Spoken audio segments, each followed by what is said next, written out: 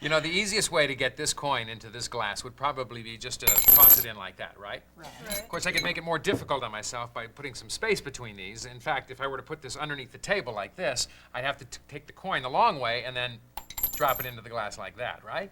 Maybe there's a shortcut between the two, perhaps right through the center of the table. Let's watch. Glass will go underneath, and we'll cover the coin and just rub it and see if we can't make it go right through. Oh, okay. That's neat. Thanks.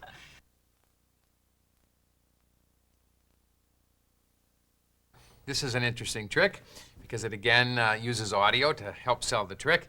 The vanish of the coin from the top of the table through the table is actually very cleverly done by the way that you're brushing the coin. You're actually giving the appearance of just brushing it in circles when in fact you're not. You're actually working the coin underneath your hand to the edge of the table.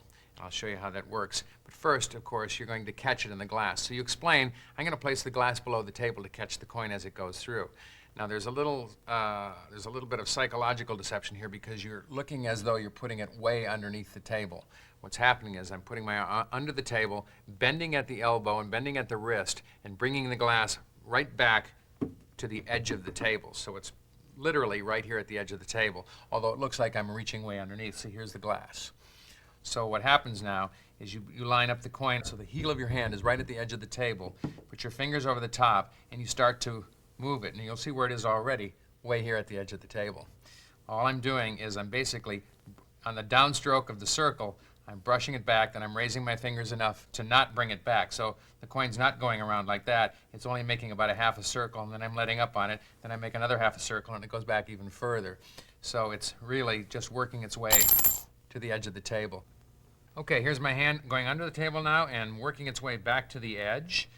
Coin is under the hand, works its way down, right into the glass, then straighten the hand out and bring it forward for your applause. You want to always have the attention at the tips of the fingers because that's where you're trying to make the people who are watching this think that the coin is, right at the tips of the fingers. So even your eye is looking at the tips of your fingers as you're doing this. All the time, of course, you know it's moving back and creeping its way to the edge of the table toward the glass. And once it goes into the glass, same thing happens with the glass. You now straighten your arm out and bring the glass as though it's come way from at least this part of the table underneath, not right here at the edge. Of course, it's critical not to have people sitting right next to you. Most of these table tricks, especially when you're using things falling into your lap, all have to be done with people far enough to your sides that they don't get a view of the edge of the table and your lap. Otherwise, there's certainly no magic trick happening. So be aware of your angles on doing these tricks as well. Some of them you'll see as we go along on the tape. It makes no difference. You can do them surrounded, but not this one.